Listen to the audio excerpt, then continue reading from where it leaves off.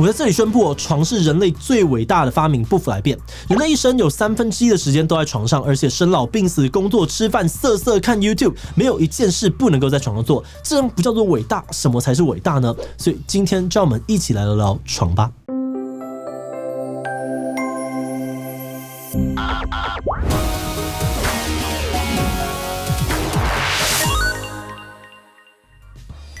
Hello， 大家好，我是志祺。你今天躺床了吗？对很多人来说，床可能是一个家里面最重要的家具。家里可以没有沙发、电视、桌子，但是绝对不能没有床。这个这么伟大的东西，到底是哪个天才发明的呢？而且我们做了一点功课之后，发现原来我们今天觉得很私密的床，在古代其实是开放空间。大家出门旅行，竟然会跟陌生人一起睡觉，甚至在上流阶级当中欣赏国王起床，还是一种很潮的活动。这到底是怎么一回事呢？今天就请大家找个舒服的姿势躺下，一起来聊聊床的有趣冷知识吧。床是怎么来的？根据专家推测，最早人类为了避免地面上的天敌，睡觉的时候呢，应该是像猴子一样在树上找个安全的地方睡觉。但这个时间没有维持太久，因为早在20万年前，我们的非洲人祖先呢就发现说睡觉床重要，所以呢，他用蛆虫的这个叶子呢，配合了这个泥土啊，还有灰烬，做出了史上最早的床。不过这个时候的床还是平铺在地上的，有点像是地毯的东西。而到了古罗马还有埃及，从地上架高的床慢慢变成了贵族的地位象征，床也开始出现很多精美的设计跟雕刻，甚至还有很浮夸的象牙，还有黄金床。那比较有趣的是，古埃及的床不是平的，有的中间会有一个凹下去的形状，有的还会头高脚低，呈现一个斜坡的样子。所以在脚的地方呢，还需要多设计一个板子，防止睡觉的人睡一睡滑下去。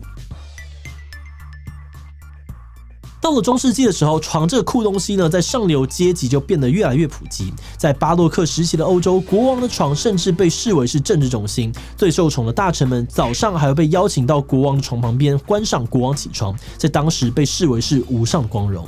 等等，那国王的隐私呢？其实当时床很隐私的概念还没有出现哦，所以大家会在床上吃饭啊、办公、见朋友、见客人，几乎什么都会在床上做。那也因为没有床很私密的概念哦，所以当时人连出门旅行也会跟陌生人睡在同一张床上，还因此发展出某种像是床伴守则的礼貌默契，规定一起睡觉不能够乱动，不能够扯被子，可以聊天但不能一直聊天等等。也因为这样的，在16世纪左右，英国一家旅店还出现了一张维尔大床，号称可以同时睡4对情侣，成为了他们的镇店之宝，在当时吸引了很多人来参观。而且这个大床的传说后来还越传越夸张，一度还传说上面能够同时睡下26个屠夫，再加上他们的老婆。这张大床后来还被写进了莎士比亚的剧作里面，变成了世界上面最有名的家具，一直保留到今天。目前维尔大床被收藏在英国的 V&A 博物馆，床板上面还可以看到几百年前睡过人在上面留下的涂鸦。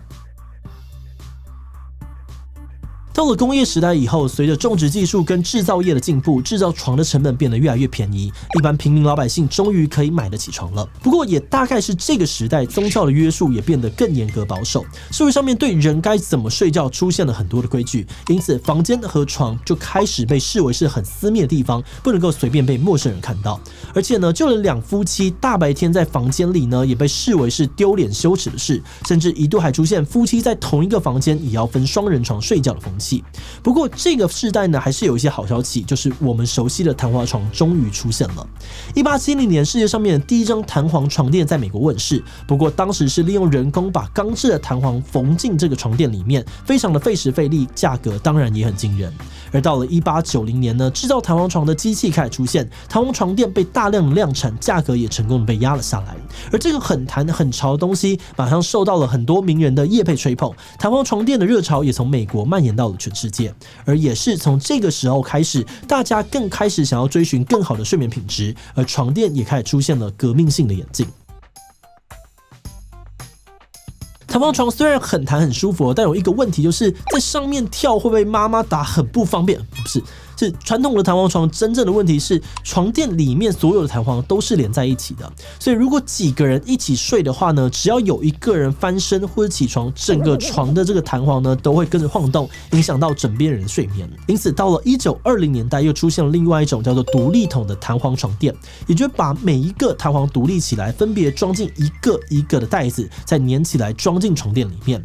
而这样子每个弹簧都是彼此分开单独受力，波动呢就会比传统的弹簧床小很很多。不过只要是用弹簧的床呢，用久了就一定会有弹簧这个疲乏软掉的问题，让床上出现一个一个的局部凹陷。所以一般来说呢，用弹簧床呢需要时不时的前后上下翻面，让每一个弹簧的受力均衡一点点。不过弹簧床一般也很重哦，要常常的翻动还真的有点麻烦。科技源自于惰性，所以很快呢，大家就开始想说，有没有不需要弹簧又能够像弹簧那样子弹弹的床垫呢？第一个要介绍的新奇探床垫呢，大家可能在老电影或是一些很特别的旅馆里面看过，那就是水床。水床顾名思义就是在床垫里面注入水或者其他的液体，号称比一般的床垫更软黏、更贴合身体的曲线，而且水的浮力会跟着身体自然的晃动，睡在上面呢，就像在妈妈的子宫里面一样舒服。那据说在做这个色色的事情的时候呢，也会更加的有情趣。在1960年代，水床打着这种反传统形象，大受嬉皮的欢迎，一度还有高达20亿美金的市场。但是水床的问题呢也很明确哦，因为水的波动很大，只要一有一个小动作呢，旁边的人就会被波动干扰到，而且水的弹感呢不稳定，又缺乏支撑力，长期下来对睡眠品质的影响不小。再加上水床的价格高，移动不方便，色色的形象呢又让部分的家庭却步，所以这个新奇的产品很快就没落了。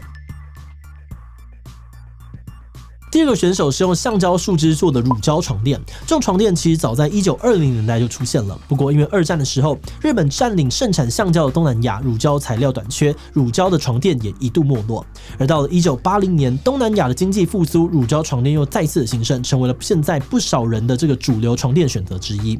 乳胶的好处是弹性跟硬度都比较高，不容易变形塌陷。不过缺点就是比较容易闷热，而且因为回弹性高，所以稳定性呢也会比较差。而这个时候又了第三个选手，叫做记忆床垫。记忆床垫的记忆棉呢，其实是在1966年的时候由 NASA 主导研发出来的材质。一开始是为了要用在太空船上面这个座椅还有卧具，减少太空人在高压环境下面的冲击力。后来在1980年代 ，NASA 开放专利，记忆棉开始进入家居床垫里面。记忆床垫的优点是回弹低，能够完美的服贴人体曲线，但也因为包覆性好，缺点就是比较容易闷热，而且记忆棉对温度比较敏感，冬天容易变硬。不过在近几年，欧美记忆棉的技术也不断的在进化。现在新一代的记忆棉会使用更好散热的这个开放性细胞结构，添加凉感凝胶去解决闷热感，再加上床垫分层的这个结构设计呢，去降低外在温度对床垫的影响。但是不管床垫怎么进步哦，关于床有个永恒的辩论，到今天大家还是打得难分难解。床到底是硬的好，还是软的比较好呢？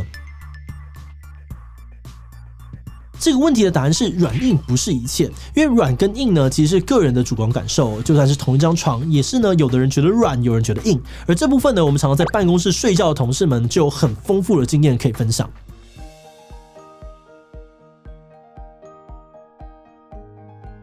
你是软派还是硬派？我是硬派。你是硬派。那虎斑呢？我喜欢硬的床垫，可是我现在睡软的，因为我没钱买。关杰，你是软派还是硬派？我有软派。之前你觉得这个床垫如何？我觉得偏软，但是有支撑性。那虎斑你觉得呢？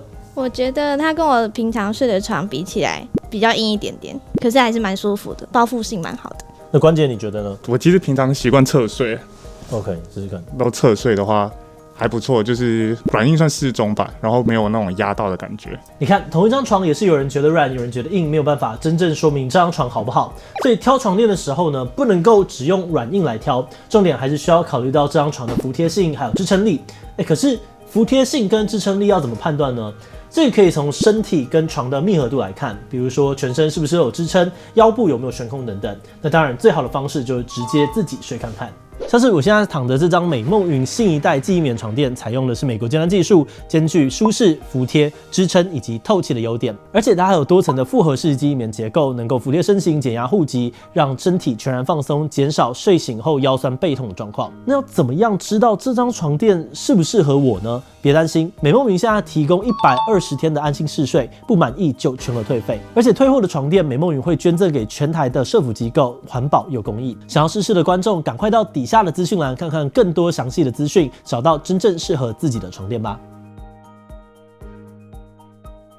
我们在拍这一集的感想是呢，可以躺着录影真的是很快乐。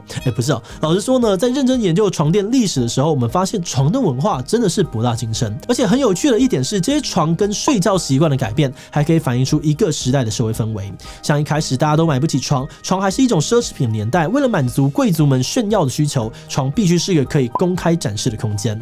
而到了工业时代，每个人都能够拥有床了，床的炫耀功能就慢慢的下降，变成了私密的小空间。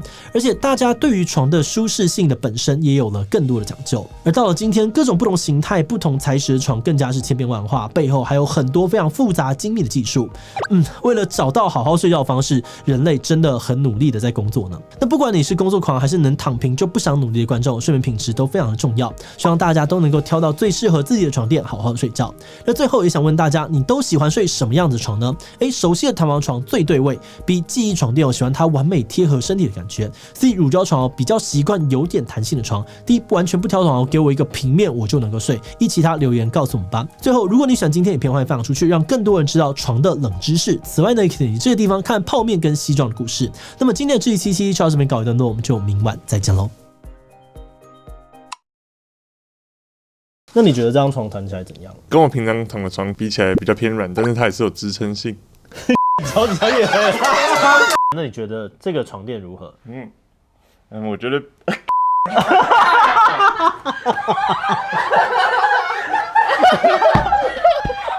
我要笑死！明明是真实感受，但是真的觉得整句话超远。对，因为他真的是这个样子。